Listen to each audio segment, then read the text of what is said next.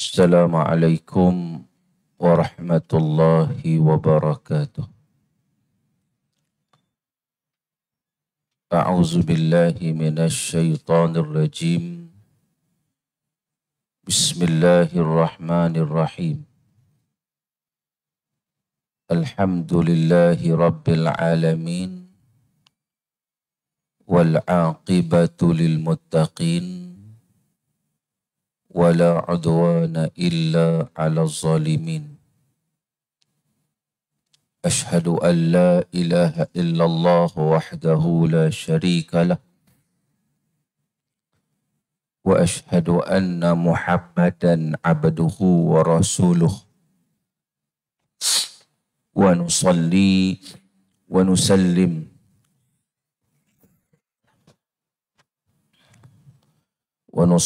ونسلم على النبي الأمين وعلى آله وصحبه أجمعين.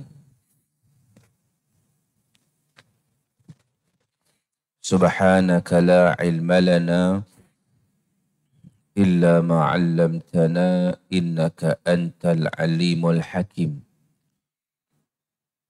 رب اشرح لي صدري ويسر لي أمري wahlul 'uqdatam min lisani yafqahu qawli amma ba'd. Fa ya ibadallah usikum wa iyaya bittaqwallah faqad fazal muttaqun. Sedang hadirin muslimin dan muslimat yang dirahmati Allah Subhanahu wa taala sekalian.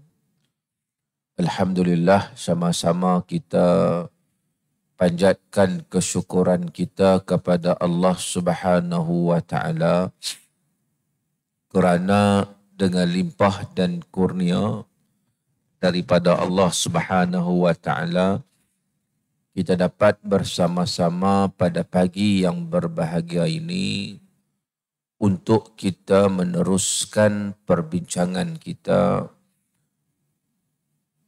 dalam ayat-ayat suci Al-Quran untuk kita sama-sama menghayati dan mengamalkan apa-apa yang diturunkan oleh Allah Subhanahu wa taala kepada junjungan besar baginda Nabi sallallahu alaihi wasallam dan seterusnya untuk menjadi panduan di dalam kehidupan kita seharian.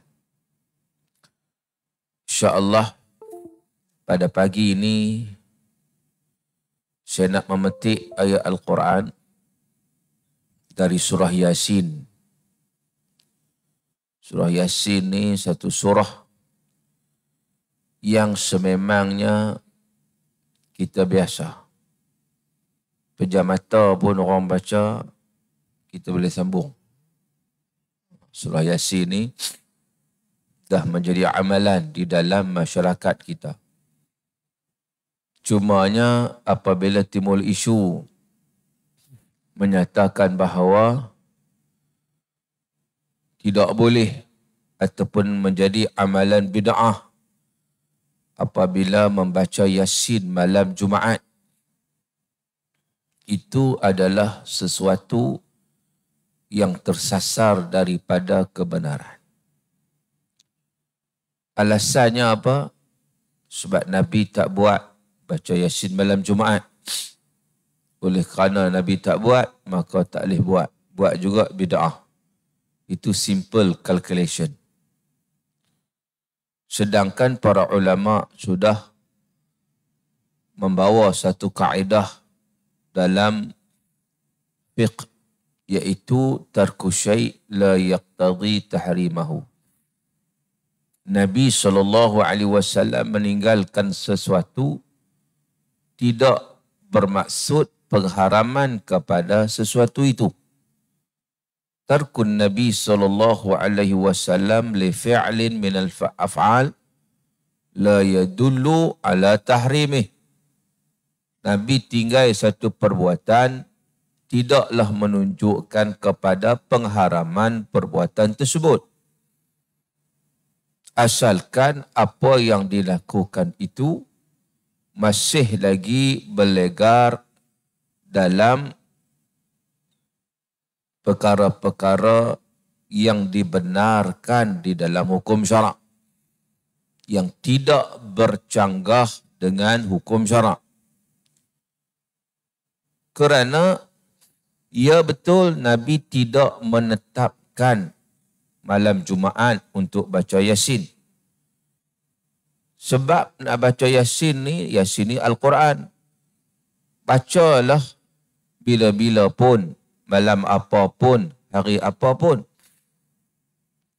Tetapi apabila seseorang itu melazimi baca malam Jumaat, bukan maknanya dia menganggap wajib baca malam Jumaat. Tetapi dia selesa. Dan kalau kita tengok sejarah pun di tanah Melayu ni, malam Jumaat orang-orang dulu adalah malam yang ramai orang melakukan perkara khurafat. Orang duk pasak kemian, pasak kerih malam Jumaat. Sebab itu malam Jumaat dikaitkan dengan mistik. Kalau tuan-tuan perasan cerita P. Ramlee, bila sebut malam ni malam apa? Malam Jumaat. Dia merasa satu seram sejuk. Pasal apa? Pasal itu yang berlaku zaman dulu. Malam Jumaat ni malam yang mereka melakukan perkara-perkara khurafat. Termasuklah kita sebut tadi bahawa mereka melakukan amalan-amalan yang bercanggah dengan hukum syarak. Lalu para ulama cuba untuk menyelesaikan masalah ini dengan mengumpulkan umat Islam, masyarakat kampung di masjid, di surau. Buat apa? Yasin. Untuk menghindarkan diri mereka daripada terus bergelumang dengan perkara-perkara khurafat. Itu asalnya. Maka dia terus menjadi amalan. Amalan itu apakah diwajibkan? Tidak. Tetapi diorganiskan untuk dilakukan pada waktu itu. Cuma kaedah waktu saja berbeza. Maka itu tidak ada masalah. Sebab itu ibadat yang ditentukan oleh hukum syarak kepada kita ada dua cara. Ada dua kaedah. Satu, ibadat-ibadat yang sudah dinyatakan oleh Nabi SAW dengan terperinci. Cara buat dia, kaifiat dia, waktu dia, rakaat dia. Contoh, solat maghrib dilakukan pada waktu terbenamnya matahari. Dengan bilangan rakaat 3 rakaat. Jadi, boleh tak kita ubah? Tak boleh. Sebab itu sudah ditentukan kaifiat dan caranya. Kita ubah. Solat maghrib kita buat lepas subuh. Kan? Waktu dia. Tukar waktu. Ini adalah bid'ah. Dhalalah finnar. Sebab apa? Kita sudah menukar benda yang sudah diwartakan oleh Nabi SAW. Kita tukarlah maghrib ni 3 rakaat, berasa macam sikit. Kita buh 5 rakaat. Banyak sikit. Ini bid'ah. Sesat. Sebab apa? Sebab kita telah tukar benda yang sudah digazetkan. Ditentukan. Jadi ada ibadat-ibadat yang sudah ditentukan cara dan kaifiat dia. Tak boleh ubah. Ubah bid'ah. Yang kedua, ada ibadat-ibadat yang disyariatkan cuma tak ditentukan kaifiat dia dengan terperinci. Contoh, baca Quran disyariatkan. Tapi nak baca surah apa? Terpulang. Tak ada penentuan, bacalah daripada surah Fatihah sampai surah An-Nas. Nak baca mana dulu, mana kemudian? terpulang. Nak baca waktu bila? Pagi, petang, malam, Isnin, Selasa, Rabu, terpulang. Tidak ditentukan waktunya oleh Nabi SAW. Maka oleh kerana itu kita bebas memilih mana-mana waktu. Kita bebas memilih mana-mana ayat. Asalkan kita membaca Al-Quran yang disyariatkan.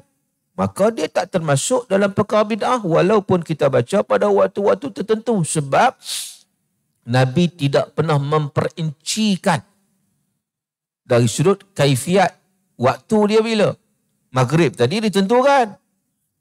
Solat maghrib mesti setelah terbenam matahari. So tak boleh ubah. Cara pula ditentukan 3 rakaat. Tak boleh ubah. Tapi Quran, warattilil Qur'ana tartila. Allah Ta'ala suruh baca Quran. Dah baca surah apa? Nabi habaq ke mesti baca surah ni, surah ni, surah ni? Dah, baca. Nak baca waktu bila? Adakah Nabi kata kena waktu baca lepas subuh? Kena baca lepas zuhur? Tak ada. Baca. Begitu juga dengan doa. Ibadat yang ditentukan. Doa, tak boleh doa melainkan kepada Allah. Doa minta kepada makhluk, syirik. Itu kena pastikan. Tapi bila nak doa, terpulang. Hari apa nak doa, terpulang. Maka diberi keluasan dalam konteks tersebut. Macam juga baca Yasin tadi. Nak baca Yasin ke? Baca surah apa pun. Bila nak baca, terpulang. Cuma salah kalau mewajibkan pada waktu tertentu yang tidak diwajibkan. Dan saya tak rasa bahawa orang mewajibkan baca malam Jumaat tak wajib. Tak ada orang wajibkan tuan-tuan. Cuma dia selesa malam Jumaat. Bila main kuliah, ganti kuliah. Tak ada kuliah, baca balik. Begitu. Jadi tidak ada isu. Tidak ada isu. Cuma kadang-kadang orang kita sahaja yang sering menjadikan ia sebagai satu isu. Tuan-tuan. Baik, balik kepada surah Yasin ni ayat 60 dan 61 Allah Ta'ala sebut Alam ahad ilaikum ya bani Adam alla ta'budu syaitan innahu lakum aduwwum mubin wa ani'buduni hadha siratum mustaqim. Sadaqallahul azim. Allah Ta'ala kata apa? Alam ahad ilaikum ya bani Adam alla ta'budu syaitan. Bukankah aku telah perintahkan kamu wahai anak-anak Adam supaya kamu jangan menyembah syaitan. La ta'budu syaitan innahu lakum aduwwum mubin. Sesungguhnya ia musuh yang nyata terhadap kamu. Wa ani'buduni, dan aku perintahkan kata Allah, hendaklah kamu menyembahku. Hadza siratum mustaqim, inilah jalan yang lurus. Baik, daripada ayat ini menunjukkan kepada kita beberapa perkara. Iaitu, kalau kita lihat tentang apa yang disebutkan oleh Allah Subhanahu wa Ta'ala ini, bila mana Allah Ta'ala kata, innahu lakum aduwwum mubin.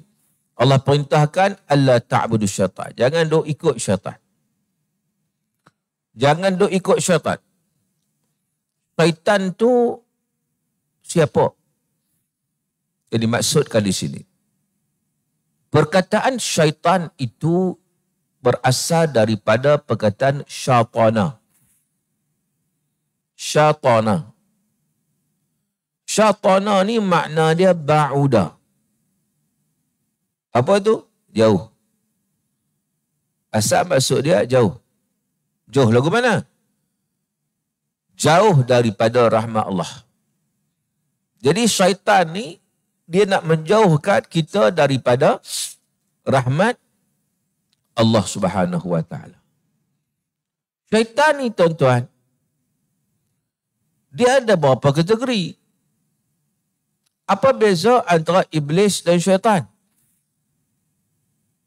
Beza tak? Beza tak iblis dan syaitan? Beza, eja pun beza.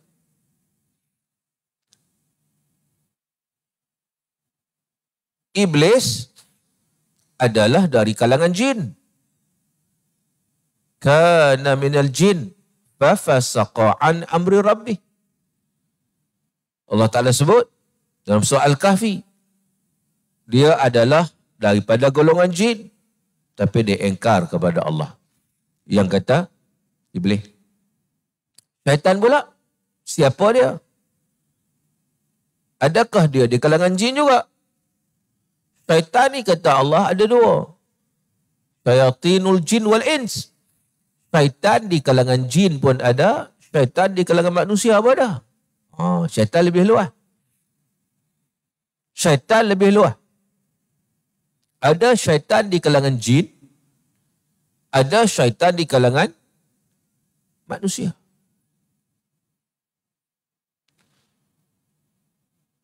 Jadi sifat syaitan ni apa? Yang menjauhkan daripada rahmat Allah. Jadi golongan jin yang menjauhkan kita daripada rahmat Allah, itu syaitan. Yang kita tak nampak. Golongan manusia yang menjauhkan kita daripada rahmat Allah, duk ajak buat benda maksiat, itu juga syaitan. Kawan telefon ajak buat maksiat lah contohnya. Kita beritahu siap-siap, hang ni syaitan. Pasal apa? Menjauhkan aku daripada rahmat Allah. Orang duk bang, Allahu Akbar, Allahu Akbar. Orang duk bang. Kita jom. Jom di mana? Jom pi IOI. Apa saya? Main bowling. Main bowling salah tak? Tak salah. Tapi yang salahnya, orang duk bang. Mayang lu. Dah ni, kita janji lagi, tak sempat. Apalah apa ni, mayang qadam tak apa. Qadam tak apa. Lu dah janji dah, kita dah tempah dah tu apa. Bowling tu. Dah aku tempah siap tiket dah, lepas bowling tengok wayang pula.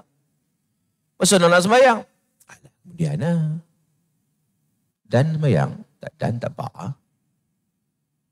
Kita kata ada hang ni, setan hang ni. Direct tu ya. Pasal apa? Pasal dia nak menjauhkan kita daripada rahmat Allah. Dia tak mau semayang tak mau. Tuan-tuan, itu setan di kalangan manusia. Baik. Setan di kalangan manusia ni kita nampak. Setan di kalangan jin kita tak nampak. Dan syaitan di kalangan jin ni anak cucu iblis. Yang dia boleh mengalir dalam tubuh badan manusia. Dia boleh mengalir dalam tubuh badan manusia. Yang boleh membisikkan sesuatu bisikan yang disebut sebagai waswas. Alladhi yuwaswisu fi sudurin nas. Yang membisikkan dalam jiwa manusia. Dada-dada manusia. Bisikan-bisikan tertentu. Untuk apa? Untuk menjauhkan manusia daripada jalan Allah Subhanahu wa taala. Sebab itu Allah Taala kata apa? Innahu lakum aduwwum mubin. Sesungguhnya syaitan itu bagi kamu adalah musuh yang nyata. Dan musuh ni tuan-tuan, dia akan menggunakan pelbagai cara untuk menyesatkan manusia. Nama apa musuh? Dia akan menggunakan pelbagai taktik untuk menyesatkan manusia. Antara taktik dia adalah dengan mencampakkan perasaan was-was kepada manusia. Itu antara cara dia. Yang kita sebut tadi, alladhi yuwaswisu fi sudurin nas. Dia akan campakkan perasaan was-was. Al-Imam Al-Qurtubi rahimahullah dalam tafsir Al-Jami' li Ahkamil Quran, dia menyatakan bahawa yang dimaksudkan dengan was-was syaitan itu adalah seumpama doa untuk mentaatinya dengan perkataan yang sangat halus. Sehingga dia sampai ke jantung hati kita. Tanpa mendengar suara. Dia main perasaan tu tap masuk dalam hati tu. Dia ketuk. Suara tak ada, apa tak ada. Tapi perasaan yang kita nak ikut dia. Kita rasa nak ikut dia. Itu was-was. Pertembungan yang berlaku dalam diri kita yang terhasil daripada syaitan. Dia lagu ni lah contoh. Kita masuk tandah. Okey, tandah okey. Masuk tu zap kena dinding tandah kita punya tangan kita. Keluar daripada tandas pada waktu itu okey ke? Sampai nak masuk dia orang solat, dia main pam terfikir. Bisikanlah tu syaitan. Tadi ni kening tandas tu najis apa? Najis apa? Nampak tak? Bisikan tu. Jadi dia mengetuk sampai ke hati kita. Waktu tu kita dah confused dah. Najis tak no? Kan? Tadi ni baju aku kena tandas ni. Tandas ni ish najis oh. Kita pun ikut dia, kita patah balik. Pergi masuk bilik air, kita basuh. Meleleh. Allah meleleh sampai ke baju ni. Daripada tangan tadi boleh tukar baju baru. Nak bersih. Yang akhirnya ada orang dia pergi kerja, dia bawa 3 lai baju, 4 lai baju. Sekali masuk tandas, tukar baju baru. Masuk tandas, tukar baju baru. Pasal apa? Pasal bisikan-bisikan itu telah berjaya menguasai diri dia. Yang akhirnya dia terjebak dalam satu penyakit yang nama dia penyakit was-was. Hasil daripada bisikan-bisikan syaitan. Bisikan syaitan sangat halus, sangat halus. Satu ketika Nabi SAW beriktikaf di masjid, Nabi diziarahi oleh isteri baginda Safiyah. Jadi Nabi nak hantarlah Safiyah balik, hantar isteri balik. Jalanlah sekali. Waktu tu isteri Nabi pakai niqab, orang tak kenal. Tersampaklah dengan 2 lelaki Ansar. Maka lelaki Ansar tu bila tengok aku tu, maka cepat-cepat ambil jalan lain. Seolah nak menghindarkan diri daripada bertemu dengan Rasulullah SAW. Maka Nabi pun cepat-cepat pula pintas mereka. Terus Nabi kata, ini isteriku Safiyah. Ini isteri aku. Mereka tengok, mereka terkejut. Subhanallah. Maknanya tadi dah ada bisikan pada diri mereka. Maka tengok Nabi berjalan dengan perempuan ni. Nabi jalan dengan siapa ni? Ada main perasaan sangka-sangkaan. Sangkaan-sangkaan buruk mula dah ada. Ini bisikan. Ini banyak berlaku tuan-tuan. Baru ni saya tengok iklan. Nari juga iklan ni. Nak abang kata sangkaan tu. Iklan. Tapi dia bawa pengajaran. Ada seorang lelaki ni. Dia bawa kuih. Kek dah kuih dalam satu bekas. Dia bawa, dia duduk atas kursi panjang. Dia tak sebelah dia. Tak. Dia ada beg tu. Kan? Dia tak beg. Sehari ada pula budak. Budak mai duduk sebelah dia. Kemudian dia pun angkat beg. Dia ambil kuih. Kuih yang dia bawa tadi ni. Kuih. Ambil, makan. Dia tengok budak tu pun ambil juga makan. Melampau budak ni. Minta izin pun tak makan. Tak apa. Dia ambil pula seketul lagi. Budak tu pun ambil seketul lagi. Wish. Dia ambil seketul lagi. Budak tu pun ambil lagi. Yang terakhir dia ambil, budak tu ambil. Oh, tinggal last ni. Budak tu kepak dua. Bagi kat dia. Dah lah ambil hak orang. Kepak dua awak tu. Dah makan, budak tu tak apa. Dia keluar balik. Hati hangat hati ni, marah ni. Dia kata. Dia ambil beg dia. Tengok, lah. Dia punya bawah beg. Hak dia makan tadi, hak budak tu punya. Rupanya budak tu pun main kuih yang sama beli. Dia tak perasan, dia letak tu, kan? Tak beg tu, lindung beg dia. Budak tu main letak sebelah dia ingat dia punya lah. Nampak tak sangkaan buruk tu? Iklannya pun. Tapi memberi kesan tengok. Dia sangka buruk dah. Budak ni dia nak marah dah. Rupa-rupanya. Budak tu yang bagi dia makan. Dia angkat-angkat lah. Dia elok lagi. Tak sentuh lagi pun. Tapi sangkaan itu sudah berlaku. Sangkaan buruk itu sudah menguasai diri dia. Daripada siapa sangkaan buruk ni? Syaitan. Lepas tu kita kalau main sangka buruk kat siapa tu, syaitan tu. Dan bila mana laki-laki Ansar ni tengok Nabi, dah ada perasaan itu. Sangka buruk itu. Sebab itu Nabi SAW menyatakan, Nabi kata apa? Inna syaitan yajri minal insan majrad dam. Sesungguhnya syaitan itu boleh mengalir dalam tubuh badan manusia melalui saluran darah. Maknanya dekatnya. Dekatnya dengan manusia. Itu keadaan dia.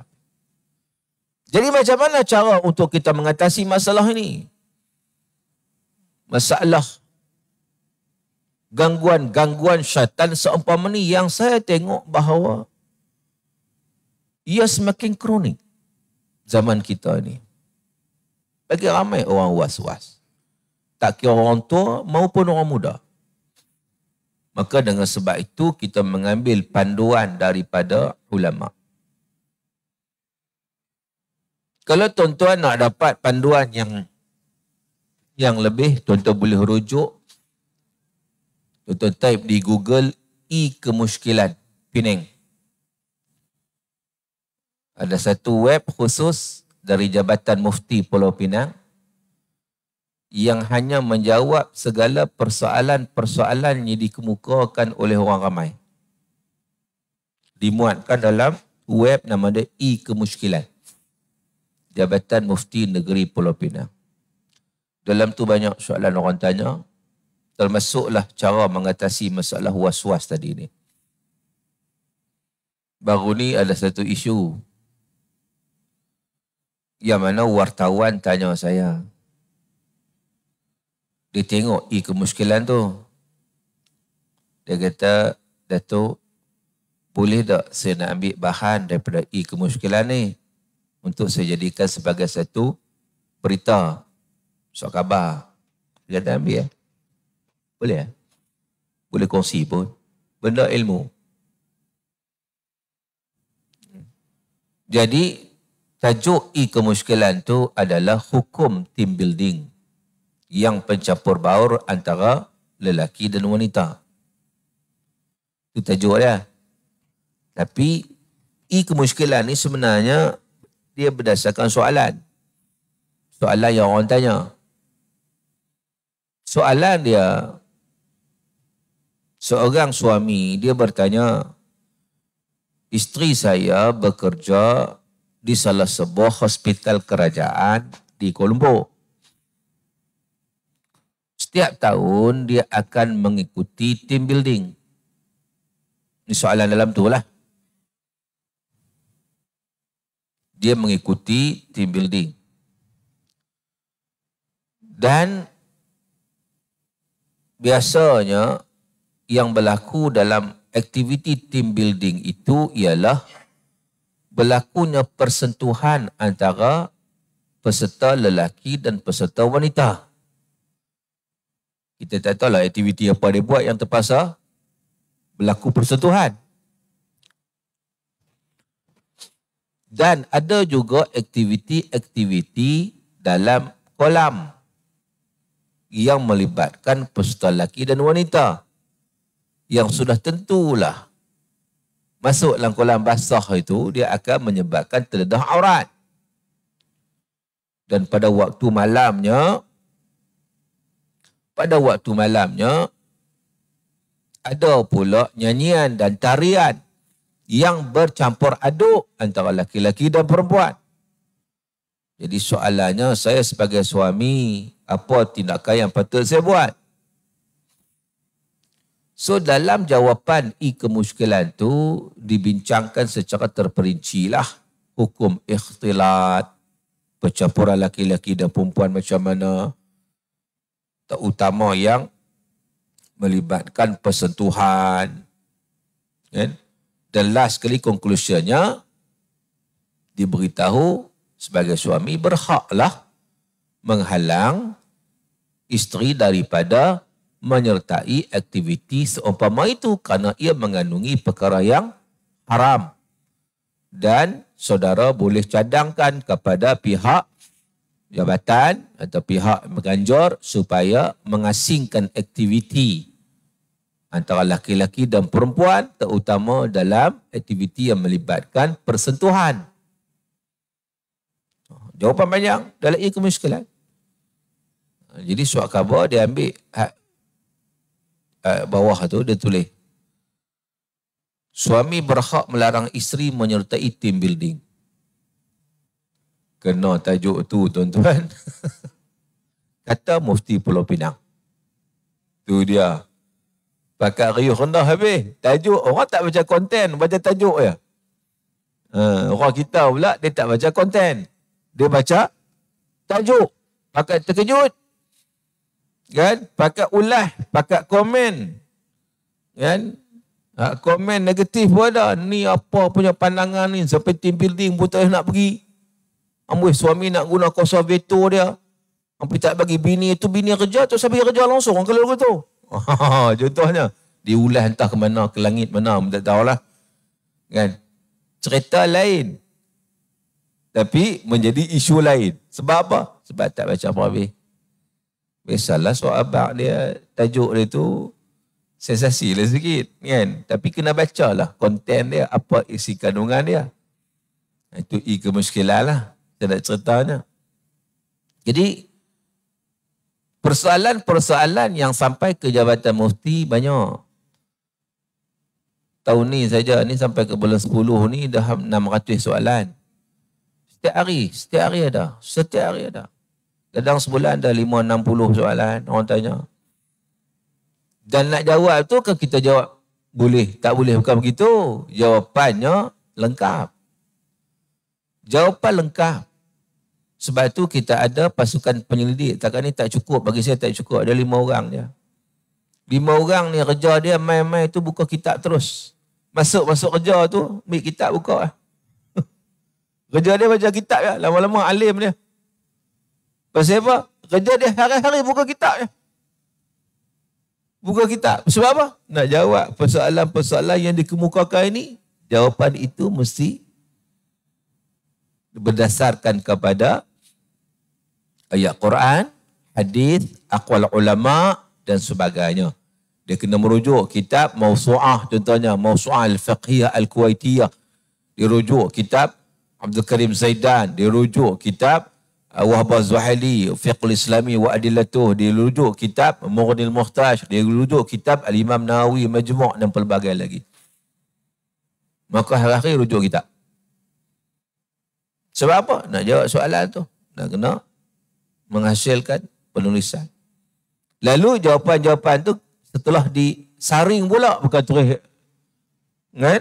Tengok balik. Hang jawab tu macam mana? Okey tak okey? Dibincang pula dalam tim. Tengok pula. Barulah dipostkan dalam web tu lah. So tuan-tuan boleh dapat manfaat. Boleh baca. Kan? Dan kadang-kadang kita ambil situ, kita buat dalam bentuk grafik. Untuk mudah faham. Bentuk grafik sikit, bubuh dalam Facebook. Itu secara ringkas. Itu ringkas. Tak macam panjang. ringkas je. Terus dapat keputusan, kesimpulan. Itu baca dalam Facebook, kita masukkan dalam Facebook Jabatan Mufti Pulau Pinang. So tuan-tuan buka Facebook, bahagian search dekat Facebook tu, tulis Jabatan Mufti Pulau Pinang, keluar lah. Tuan-tuan follow. Nanti dia main kat tuan-tuan, Facebook tuan-tuan tak kira dia main. Tuan-tuan tak perlu pergi tekan buka dah, tak kira dia main, tuan-tuan boleh baca terus. Bila ada lah benda-benda baru yang dimasukkan, terus dia main kat tuan-tuan. Mudah. Jadi, tuan-tuan pergi buka kat Facebook Jabatan Mufti Pulau Pinang, follow dulu. Dan follow dulu, like dulu, maka di situ insya-Allah dia tuan-tuan dapat manfaat info dari semasa ke semasa. Sebab hari ini kita kena rujuk kepada maklumat-maklumat dari pihak yang berotoriti. Sebab banyak sangat maklumat yang keluar dalam media sosial. Banyak ajaran sesat pun menggunakan platform media sosial. Ajaran sesat tuan-tuan hari ini menggunakan platform media sosial. Yang akhirnya ianya membawa kepada kesesatan. Baik. Hari ini menyakit wawah banyak. Punca syaitan kita sebut tadi, innahu lakum adu mubin. Memang syaitan ni musuh kamu yang nyata. Jadi bila musuh ni kok mana pun dia adalah taktik dia, tactical dia untuk menyesatkan manusia. Tambahlah ni pula kita tambah syaitan pula. Nabi kata boleh masuk seorang darah. Darah ni pula terhasil daripada apa? Makan minuman. Kita pula bab makan pula, korang ambil perhatian sangat. Kalau tengok kedai, kalau tengok di IOI tu, tengok kedai no pork, no lard. Tengok siapa masuk. Dia kata tak ada pork. Dia tulis tu kedai ni no pork, no lard. Oh, pakat masuk. Muslim friendly. Oh, masuk. Lah, halal tak kedai ni? Pasal apa dia tak ambil sejelas halal? Oh, dia kata no pork. Oh, kau tak nak babi, itu halal lah. Saya pergi Jepun tuan-tuan di Tokyo. Dia boleh jauh halal. Saya pergi dekat tengok kedai ni. Betul ke halal? Halal chicken only. Halal chicken only. Oh, mana hal lain tu? Tak halal lah. Kan? Maknanya chicken ni diambil dari kilang yang ada sejelas halal. Daging, lapar, dia bagus. Jepun satu bagus. Dia betul terang. Dia clear. Dia beritahu, ni halal ni je. Lain aku tak kata halal. Kata. Kan? Sama lah kedai ni, no pork. Dia kata bahawa aku tak nak babi. Iya, tak nak babi. Tapi makanan yang lain makan mana? Macam baru ni. Ada satu kantin sekolah hantar permohonan nak ambil pensijilan halal. Satu kantin sekolah, kantin ni sekolah orang putih. Di Penang ni banyak sekolah orang putih. Banyak lagi. So sekolah orang putih ni biasa campur lah. Orang Islam pun ada, orang bukan Islam pun ada. So kantin pun campur lah. Ada kantin yang non-Muslim. Kan? Ada kantin yang orang Islam.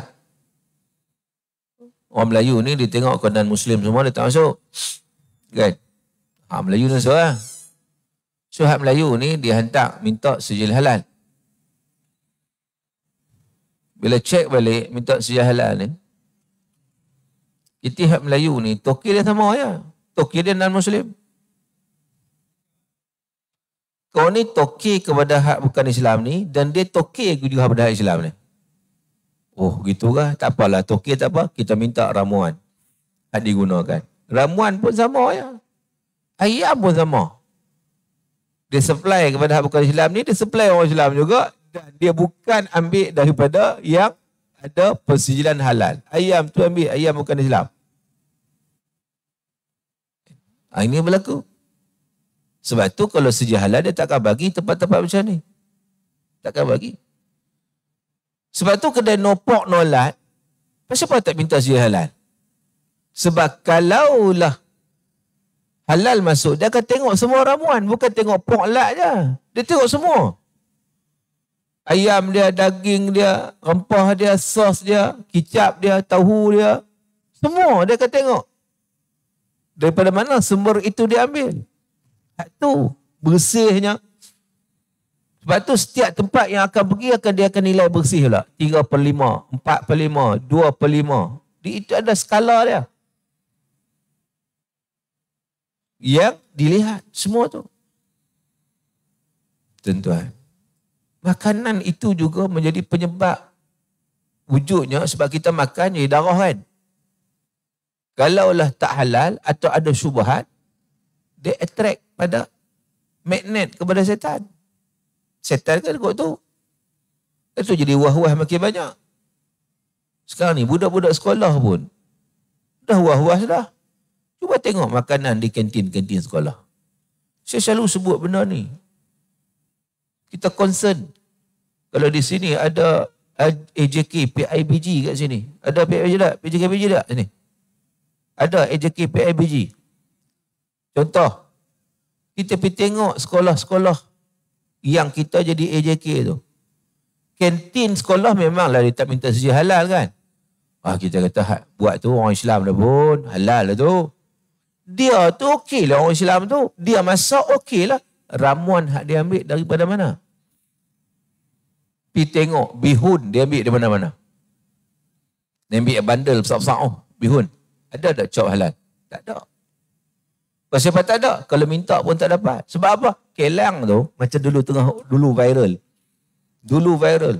Kelang bihun. Dia letak atas lantai. Tepi longkang. Guna ayak tandas. Dengan anjing duduk pergi balik kawasan tu. Tukang buat kerja tu pun baju pun tak pakai, glove pun tak ada. Tu dia bulu ketiak panjang berjela. Berpeluh menitip, pak tu. Hak tu minta halal takkan dapat. Tak usah. Minta halal pun takkan dapat. Bihun ni memang tak ada sedia halal lah sebab mereka tak akan minta. Mereka tahu minta pun tak dapat. So mereka tak minta. Tapi mereka tak risau tak minta pun. Kantin-kantin sekolah duk ambil. Itu contoh. Kantin sekolah ni siapa hak makan? Anak-anak kita. Budak darjah 1 dia tahu apa tuan-tuan. Budak darjah 2, budak darjah 3. Dia bukan kerti nak tanya apa. Dia tengok ada. Makan, dia makan. Benda-benda kotor masuk dalam diri dia. Terus. Senang. Bisikan-bisikan syaitan juga. Senang. Sebab benda kotor. Kita tak tengok benda tu. Tauhu dia. Ambil daripada halal tak? Tuan pernah tengok orang buat tahu kalau jenis tak halal ni. Yang tak ada sedia halal. Dia buh dalam tong drum tu pun berkarat dah. Ayak tu hitam. Hak duk takung tahu tu. Bila keluar main putih elok lah, cantik. Tapi masa buat dia geli-geleman tuan-tuan. Hak lagu ni tak akan dapat halal. Sebab tak bersih. Sebab halal ni bukan dilihat dia punya bahan, dilihat juga kebersihan. Halalan tayyibah. Hak ni tak ada halal. Tiba-tiba hak tak halal ni lah, hak tak ada sedia halal ni lah, masuk kantin-kantin sekolah. Pasal nak murah. Jadi yang jadi mangsa siapa? Anak-anak kita. Anak cucu kita. Hak makan. Jadi kita duk heran, pasal lah akhlak budak Allah susah nak bentuk berbandingan dulu. Pasal makanan antara salah satu faktor. Makanan itu salah satu faktor. Yang kita makin tak peduli zaman sekarang ni. Sedangkan kita ada mekanismenya, persediaan halal itu memang di Malaysia sangat advance. Ambil je lah sedia halal, kan susah pun. Dia akan tengok balik semua bahan-bahan yang kamu guna, ramuan-ramuan yang kamu guna. Kalau tak betul, bukan ditulis condemn tu, dah dia bagi non-compliant. Bahan ni nak kena perbetulkan. Kena ni ambil semula. Buang bahan tak ada halal, ambil halal, baru dah compliant. Maknanya dia akan guide, ikut cara yang betul. Guna buruih pula, kadang-kadang buruih. Ada orang buat kek, kadang guna buruih kan. Tengok buruih tu main daripada mana. Bulu apa. Semua dia lihat, semua dia tengok. Sebab tidak ada unsur-unsur yang kotor unsur-unsur haram. Ini penting dalam pembentukan diri seseorang. Sebab kita nak lawan setan, tuan-tuan. Innahu lakum aduwwum mubin. Tapi kalau ada unsur-unsur yang attract kepada setan, lagi susah nak lawan. Itu salah satulah. Baik. Apa cara untuk mengubati penyakit was-was? Apa cara? Ada apa cara yang disebut oleh para ulama. Yang pertama, ambil sikap tak peduli. Kalau wah-wah dia datang, kita jangan ikut dia. Jangan ikut dia. Kita buat tak peduli ya. Kalau bila kita ikut, usalli fardhu subhi. Dia main wah-wah. Aku sebut tak kena tadi ni. Kita ikut, patah balik. Usalli fardhu subhi. Tak apa kena lagi. Usalli tu aswat. Jangan duk peduli. Usalli fardhu subhi. Dia mai. Hang baca tak betul. Lentak dia. Terus kan. Usah duk peduli. Itu cara dia. Nak menangani penyakit waswas. Sebab itu disebut oleh Imam Ibn Hajar Al-Haytami rahimahullah. Dia cerita, dia kata ubat kepada penyakit waswas ni. Dia kata lahu dawa'un nafi' wa huwa al-i'rad anha jumlatan kafiyah. Bagi penyakit waswas itu ubat yang sangat bermanfaat, iaitu bersikap tak peduli secara keseluruhannya dalam perkara yang diwaswaskan itu. Ubat tak tahu ya, kata Ibn Hajar Al-Haytami. Wa in kana fi nafsi min at-taraddud ma kana fa innahu mata lam yaltafit lidhalik lam yathbut bal yadhhab ba'da zaman qalil. Iaitu dia kata meskipun dalam dirinya terdapat perasaan was-was, tapi lagi mana dia tak ambil peduli, lama-lama was-was itu pun akan hilang dalam beberapa ketika. Dalam beberapa ketika dia akan hilang. Pasal apa? Pasal dia tak peduli. Wa amma man asra ilaiha wa amila biqadiyatiha fa innaha la tazalu tazdadu bihi hatta tukhrijahu ila haizil majanin bal wa aqbah minhum kama syahadnahu fi kathirin mimman ubtulu biha wa asra'u ilaiha wa ila syaitaniha. Dia kata, kalaulah seorang itu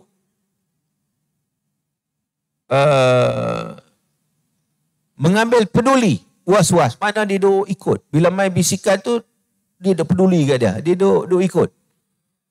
Maka was-was itu tidak akan hilang. Bahkan dia akan bertambah hingga menjadikan orang itu gila. Bahkan lebih buruk daripada itu. Sebagaimana yang kita saksikan pada kebanyakan mereka yang ditimpa penyakit was-was yang mendengar daripada bisikan syaitan. Kalau dia ikut dia, duk layan dia lagi makin teruk. Jadi macam orang gila.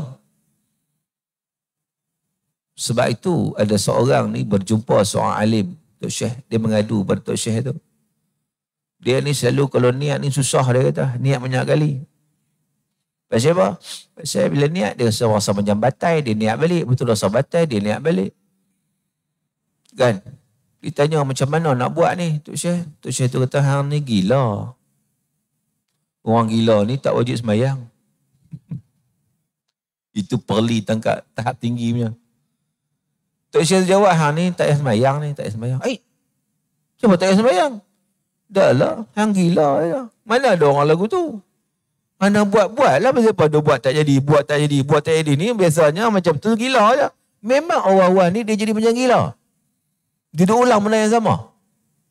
Dia duk ulang benda yang sama. Orang gila tak kau buat benda yang sama? Tak terhenti. Jadi kalau tak mau jadi gila, jangan duk layan. Itu cara dia. Jangan duk layan. Jangan duk peduli bisikan-bisikan yang datang itu. Itu yang pertama. Yang kedua, kena ada ilmu. Kena ada ilmu. Sebab apa? Kalau tidak ada ilmu, memang kita akan mudah terpengaruh dan terikut dengan bisikan-bisikan. Tapi kalau kita ada ilmu, dia tak dapat menguasai diri kita. Kerana apa? Kerana sebagai contohnya, kita tahu bahawa al-aslu fil asya' at-tahara. Asal dalam satu perkara itu bersih. Tadi, saya cerita tadi, kalau baju kita sadih di dinding, asal dia bersih. Selagi mana tidak jelas najis itu datang kepada kita, maka dia kekal dalam keadaan yang asal. Itu kaedah dia. Jadi kita tak perlu duduk mengandaikan bahawa najis ada kat tu, kita tak nampak najis pun. Maka balik kepada asal. Asal dinding bersih tak?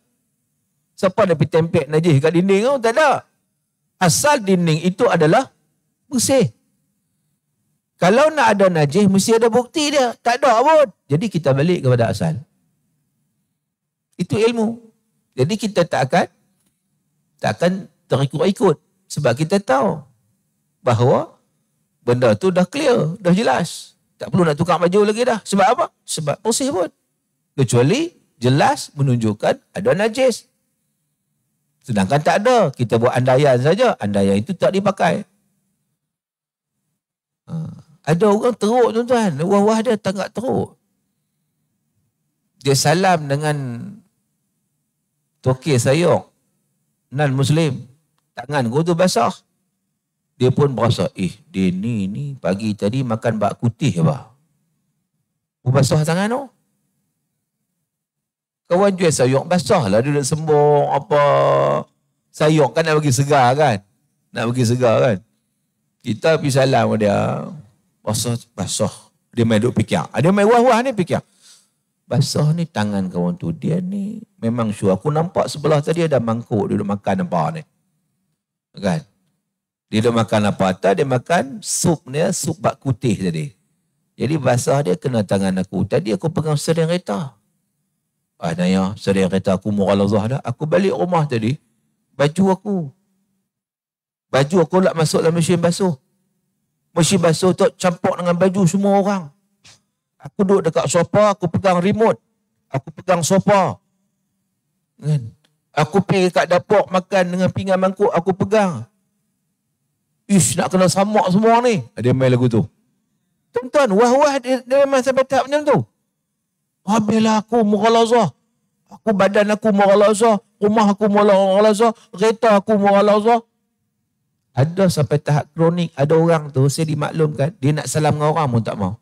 Biar aku seorang tak bermughalazah, orang lain jangan. Dia tak mau salam lah. Pasal apa? Takut mughalazah dia tu pindah pada orang. Sampai tahap macam tu. Was-was. Nak hidup macam mana? Tu kata tak gila gitu. Sedangkan dia bukan ada nampak najis pun. Kawan tu jual sayur, basah lah tangan dia. Memanglah. Kan? Apa kena mengena dengan bak putihnya. Tapi itulah yang kata was-was. Sebab tu kita di samping itu kita kena mohon perlindungan daripada Allah Subhanahu Wa Taala. Itu penting jugalah untuk kita lawan syaitan. Di samping ada ilmu, kita mohon perlindungan daripada Allah. Sebagaimana sebuah hadis diriwayatkan bahawa Rasulullah SAW pernah ditanya oleh sahabat, mana syaitan dia duduk kacau dia. Semayang pun main kacau. Nabi kata, "Dzaka syaitan yuqalu lahu khizib." Nabi kata, syaitan yang kacau orang semayang tu nama dia khizib. Ada syaitan yang semayang yang kacau. Nama dia khizib. Kan? Lepas tu Nabi kata, kadang ada orang duduk tengah semayang, dia duduk rasa, aku ni batal ke wuduk ke tak? Batal ke wuduk ke tak? Duk rasa macam keluar angin. Duk rasa. Benda tak berlaku pun. Lepas tu Nabi kata, lagi mana tak dengar bunyi, tak bau, jangan keluar masjid. Maknanya teruskan sembahyang. Kan? Kena benda tu kena jelas. Jadi antaranya kita minta perlindungan Allah. Baca apa? A'udzubika min hamazati syayatin wa a'udzubika rabbi an yahdurun. Dalam Quran Allah sebut dalam surah Al-Mu'minun. Wa qur rabbi, katakan, ya Tuhanku, a'udzubika min hamazati syayatin. Aku berlindung denganmu ya Allah daripada bisikan-bisikan syaitan. wa a'udzubika rabbi ayyahdurun, dan aku berlindung denganmu ya Allah daripada kedatangan mereka kepadaku. So boleh baca doa tersebut. A'udzubika min hamazati syayatin wa a'udzubika rabbi ayyahdurun. Bukan panjang pun, itu diadaptasi, diambil daripada ayat Quran surah Al-Mu'minun ayat 97-98. Kalau tak ingat, rujuk surah Mu'minun ayat 97 sampai 98. A'udzubika min hamazati syayatin wa a'udzubika rabbi ayyahdurun. Baca. Itu sebagai salah satu cara juga untuk kita, doa kita untuk memohon perlindungan Allah Subhanahu Wa Taala daripada terus diganggu, terutama dalam ibadat kita, dalam solat kita. Baik, saya buka pada persoalan, dipersilakan. Siapa-siapa nak tanya apa? Dah pukul 7 suku dah ni. Ada soalan? Soalan terbuka. Tidak semesti berkaitan dengan ayat Quran yang kita baca pagi ini. Apa-apa soalan nak tanya, dipersilakan. Ya, ada. Ya, salam.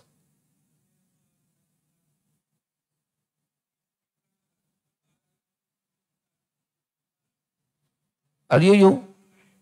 Loh, tak habis lagi Al-Yuyu. RUU ni rang undang-undang mufti wilayah. Okey. Rang undang-undang mufti wilayah itu adalah dalam enactment untuk melantik mufti dan timbalan mufti wilayah persekutuan. Wilayah persekutuan bukan Selangor, bukan Penang. So dia berkaitan dengan wilayah sahaja. Dia tak tertakluk kepada negeri-negeri yang lain. Jadi dalam rang undang-undang itu yang menjadi isu satu saja. Hal lain semua tadi isu. Rang itu panjang. Dalam rang undang-undang itu disebut dalam pelantikan mufti dan timbalan mufti di wilayah persekutuan, mestilah mereka yang terdiri daripada orang Islam bermazhab akidah Ahlussunnah wal Jamaah. Itu clear. Tak ada siapa bertikai kan? Sebab kita semua Ahlussunnah wal Jamaah, bukan Syiah. Ada Syiah sini? Ada Syiah tak? Ada tak? Nak duduk sekali ni. Okey. Perincian kepada Ahlussunnah wal Jamaah diperinci undang-undang kan biasa begitu. Dia ada umum, dia ada perincian kan. Nombor 1 kecil, nombor 2 kecil, Roman apa semua kan. Dia ada umum, pelantikan mufti, timbalan mufti, mazhab atau akidah Ahlussunnah wal Jamaah. Satu dari seluruh akidahnya bermanhajkan Asy'ariyah dan Maturidiyah. Dari sudut fiqahnya bermazhab Syafi'i dengan tidak mengabaikan mazhab yang lain, Maliki, Hambali, Hanafi. Dari sudut tasawufnya Tasawuf Ghazali dan Junaid al-Baghdadi. Dia perinci kepada Ahlussunnah wal Jamaah tadi. Ini yang menjadi isu. Iaitu sebab apa dihadkan kepada Asy'ariyah dan Maturidiyah. Tidak dimasukkan juga metod yang lain. Sebab ini metod. Asy'ariyah dan Maturidiyah ini metod dalam mengenal Tuhan. Dia ada metod yang lain selain Asy'ariyah dan Maturidiyah. Jadi menjadi pertikaian. Sebab apa tidak diletakkan metod yang lain? Contohnya metod Ahlul Hadis. Tak sekali ke situ. Pasal apa? Jawapan daripada wilayah, Ahli Hadis dah masuk dalam tu dah. Syiah Maturidiyah tu termasuk Ahli Hadis. Cukup dah. Maka golongan yang menentang kata, tak boleh. Itu menyempitkan. Pasal apa nak mewajibkan orang berpegang kepada Asy'ariyah dan Maturidiyah sedangkan itu manhaj, itu metod. Pasal apa nak menyempitkan pada itu? Open lah, sebab orang bebas untuk berpegang kepada apa-apa pegangan. Persoalan sekarang ni, dia bukan nak wajibkan pada orang ramai. Dia nak tentukan pada mufti dan timbalan mufti sahaja. Wilayah sahaja. Mana kriteria hak kami nak pilih mufti kami ni hak ni. Di wilayah. Kalau kita tanya, apa siapa tak ambil hak lain? Kalau bahasa kasar, ikut suka kami lah tempat kami. Kalau bahasa kasar lah. Kenapa hampa nak kacau? Contohnya, di sini ada satu syarikat buka dekat dengan sini kan. Nak lantik bot. Kami nak lantik bot ni hak kelulusan UKM. Boleh tak? UKM. Pasal apa UKM? Saya UPM. Pasal apa tak lantik UPM? Aku tak kata UPM tak okey. Tapi syarikat aku toke kami ni UKM. Bos besar UKM. Dia ni agak fanatik dengan UKM. Kan, dia semangat. Alumni dia tu tinggi. So dia nak UKM dia. Atau UPM tak ke mana? Ya, UPM banyak lagi tempat. Hamba pergi lah. Syarikat banyak lagi. Ni syarikat aku. Boleh tak kita kata, oh tak boleh. Ini menyempitkan universiti. Sedangkan di Malaysia universiti banyak. UPM ada, UKM ada, UM ada, Uniten ada, USM ada, UTM. Tiba-tiba by UKM jadi ambil. Buat tu kata, Tokyo tu kata, syarikat tu kata, mana aku nak UKM juga? Bentang dalam bot dia, kita nak ambil UKM je. Salah tak perbuatan yang ambil UKM? Salah tak? Tak salah. Yang salah kau dia kata semua CJ di Malaysia ni semua tak laku UKM je. Itu semua salah. Itu semua salah. Kan? Tapi dia tak nafikan hak lain. Hampa syarikat hampa nak ambil hak lain, hampa ambil. Aku tak ambil itu, aku nak ambil yang lain. Macam tu dia wilayah. Wilayah dia tak nafikan manhaj yang lain. Tetapi dia kata dia nak ambil mufti dan timbalan mufti daripada manhaj itu je. Bagi saya, pilih dia. Negeri dia.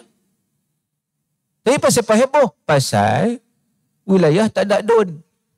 Kalau negeri lain, dia akan mentang di DUN. Selesai. Wilayah dia akan mentang di mana? Di Parlimen. Tu nampak seolah macam besar tu. Buat mentang di Parlimen. Tapi terpakai di wilayah sahaja. Nama pun RU Mufti Wilayah.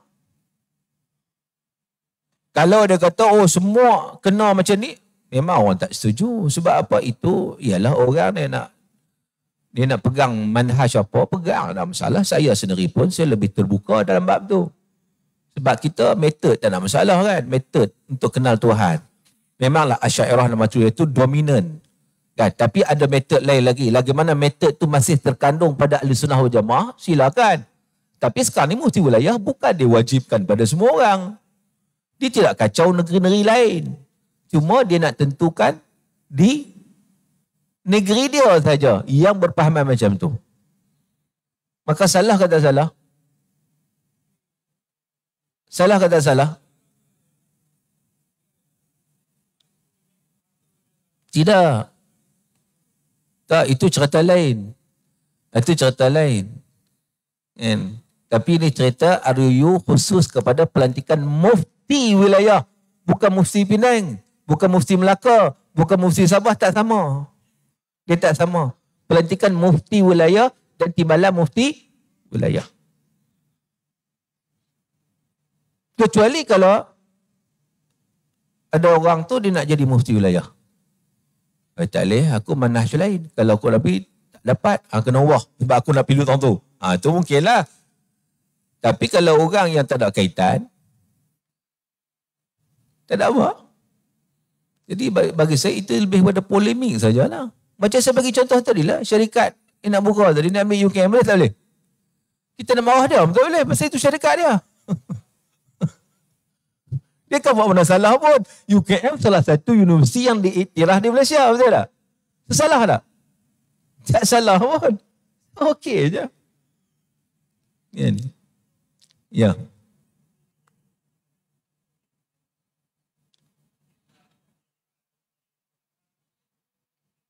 Ya, isunya saya nampak mungkin juga Ada golongan-golongan yang bukan bermanhaj Asy'ariyah dan Maturidiyah melihat bahawa seolah-olahnya mereka akan dihalang dari menjadi mufti wilayah. Mungkin itulah. Betul saya kata kalau orang nak post tu, mungkin akan berlaku pertemuan macam tadi. Saya UPM. Tiba-tiba nak ambil buat UKM. Saya nak duduk tambak tu. So saya akan menentang tak? Saya akan lawan tak? Saya akan lawan. Oh tak boleh, ni tak adil. Pasal apa? Pasal apa UKM ni? Ada kita kata, ni saya UPM ni. Pasal apa? Pasal saya nak masuk buat tu. Tapi kalau saya tak masuk buat tu, okey tak? Bibi keempat, aku kan masuk syarikat tu. Aku syarikat lain banyak lagi. UPM banyak lagi. Di Sedang tu. Contohnya.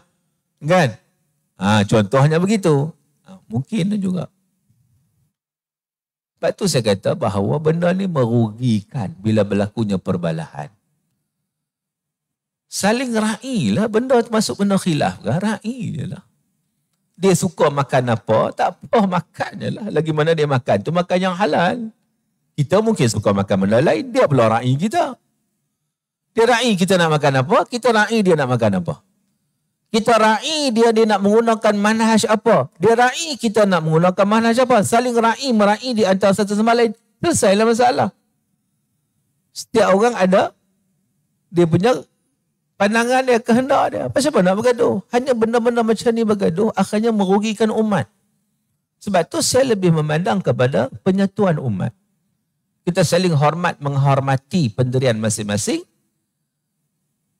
Di antara satu sama lain, jangan bergaduh. Tambah-tambah di media sosial pula bergaduh. Akhirnya orang bawah ni tak tahu apa, lagi bergaduh.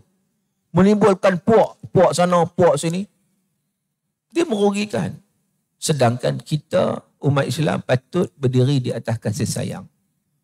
Bersatu padu antara satu sama lain. Dan kita meraih khilaf yang ada. Nak satu semua, satu pegangan tak akan sama, tak akan berlaku tuan-tuan. Pakai baju pun tak sama dah. Warna beza dah. Betul nak satu hari ni semua kena pakai baju sama. Ada ikut, ada yang tak ikut. Jadi nak ceritanya benda itu selagi mana tak bercerah hukum syarak, silakanlah. Asalkan kita saling ra'i mera'i di antara satu sama lain, kekalkan kasih sayang. Jangan wujudkan unsur pergaduhan, perbalahan yang tidak berkesudahan. Ia sangat merugikan. Sebab itu bila saya sembang dengan Syekh Ali Al-Quradari, tokoh Ma'al Hijrah peringkat antarabangsa baru-baru ni kan. Saya sembang dengan dia, saya kata kat dia, masalah masyarakat kami ni di Malaysia ni, balah dua golongan. Dia kata, cuba selesaikan sebaik mungkin. Jangan biarkan berlarutan. Takut-takut orang Islam lama-lama dipilih sekular. Dia berbalah semua orang Islam, dia kata aku pilih sekular lah senang. Sekular tak berbalah apa. Akhirnya, dia pergi cari liberal, pergi cari sekular. Sebab apa? Sebab orang Islam dua-dua aliran bersadarkan Ahlussunnah wal Jamaah, tapi berbeza metod saja bergaduh. Sedangkan nak bergaduh apa? Ra'i je lah. Kan? Akhirnya dia akan merugikan umat. Sebab itu tambah-tambah menggunakan platform media sosial pula hari ni. Fitnah dia lebih besar. Kalau nak bincang apa, baik bertemu elok-elok. Bertemu elok-elok. Kan? Hantar surat rasmi, saya nak bertemu 4 mata ke 10 mata ke, tak kisahlah. Kan? Semua bincang apa yang terbaik. Itu bagi saya lebih baik dalam konteks hari ini untuk kita mengurangkan fitnah yang merugikan umat. Sebab tu Penang ni dia lebih ambil jalan tengah. Tu kat Mauqif Penang ni dia ambil jalan tengah untuk menyatukan. Ya.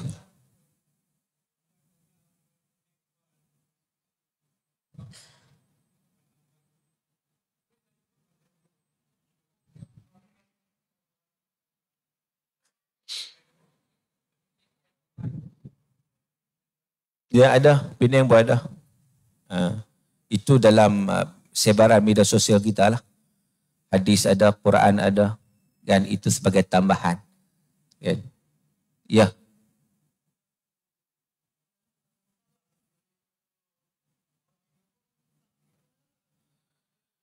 Ya, mereka pun ada manhaj mereka tak akan menerima manhaj orang lain. Sama lah juga.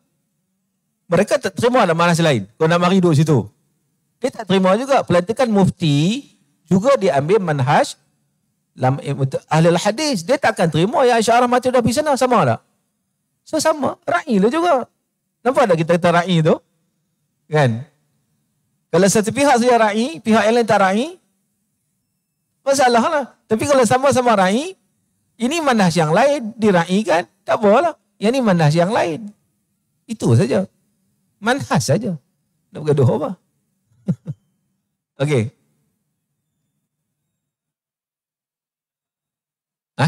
Ijazah.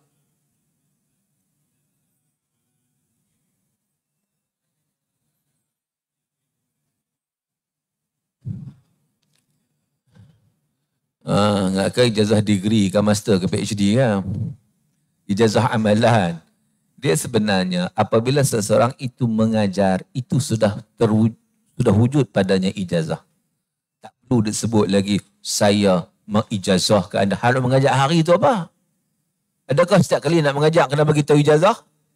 Setiap kali bagi tahu amalan kena bagi tahu ijazah? Tidak. Tak mesti. Cuma trend hari ini. Dulu tak ada pun. Trend. Orang lain disebut trend. Kan? Dia ikut trend. Jadi sebenarnya selagi mana apa yang kita belajar itu sahih, kita boleh amalkan. Tidak ada masalah.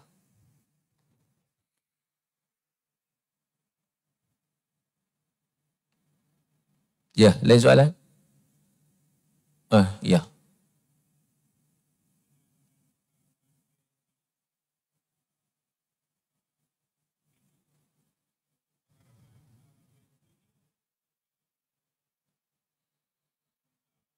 Dia sebenarnya persepsi. Orang tidak faham. Persepsi itu menguasai. Pengharaman GSP kerana meruntuhkan ekonomi. Bukan. Nak selamatkan ekonomi umat Islam. Sebab hari ini, apabila ekonomi yang dinamakan ekonomi Islam menggunakan cara eksploitasi perhambaan, apakah itu ekonomi Islam? Itu bercanggah dengan Islam. Maka perkara ini perlu diperbetulkan. Sebab dia membawa imej Islam. Jadi, itu salah. Maka salah itu perlu dibetulkan untuk realign balik bagi jadi elok. Itu yang dilakukan sebenarnya. Jadi, persepsi ni macam-macam, kan? Seolah nak meruntuhkan ekonomi umat Islam, tak ada. Yang ambil tindakan ni tak ada kaitan dengan Allah. Yang ambil tindakan ni orang Islam juga untuk menyelamatkan akidah, menyelamatkan syariah, menyelamatkan akhlak, kan? Menyelamatkan daripada kanak-kanak yang dieksploitasikan, diperhambakan dan sebagainya. Maka itu benda yang sangat baik sebenarnya. Bagilah kepercayaan kepada pihak yang berwajib. Yang pihak berwajib ni tak ada sahaja nak nanya orang, tak. Salah. Ni kadang-kadang ada orang cakap ni ikut orang bukan Islam ni. Yang terlibat ni semua orang Islam. Tak ada kaitan dengan orang bukan Islam pun. Tak ada kaitan. Cuma persepsi yang negatif tu kita sebut tadi, sangka buruk tadi. Setan duk bisik tu, sangka buruk. Kan? Tu duk kacau tu. Sedangkan yang buat tindakan ni semua orang Islam. Dan tidak ada agenda pun nak meruntuhkan ekonomi umat Islam, tak ada pun. Memang nak bagi cantik lagi ada. Cuma nak realign bagi ikut Islam. Supaya tidak berlaku kezaliman. Mau tak kita berdiri di atas kejayaan, di atas kezaliman? Boleh? Matlamat baik tapi cara tak baik. Boleh? Langkah kaedah hukum dia kata apa? Al-ghayah la tubarril wasilah. Matlamat tidak menghalalkan cara. Matlamat baik tapi cara tak baik ni penuh dengan penindasan kezaliman. Walaupun kemuncak sampai pun tak dikira. Ma yubna al-batil fahuwal batil. Satu yang dibina di atas kebatilan itu dia batil. So nak kena betul balik. Tu saya kata realign balik. Supaya dia bagi elok. Jangan ada persepsi yang negatif. Percaya kepada pihak yang berwajib yang melakukannya dengan tujuan nak bagi kebaikan. Bukan nak nanya orang je dah. Kan? Nak memperbetulkan keadaan yang tak betul. Dari sudut akidahnya, dari sudut syariahnya, dari sudut akhlaknya, dari sudut muamalatnya, dari sudut segala segi. Itu kena faham dalam konteks itu. Jangan persepsi saja. Ni persepsi datang tanpa sebarang ilmu, tanpa sebarang kajian. Itu salah. Itu salah. Kan? Baik. Ada lagi soalan? Kita buka soalan sampai ke 10 pagi. Apa tak balik ya kuliah subuh, merangkak kuliah duha tu. Ya.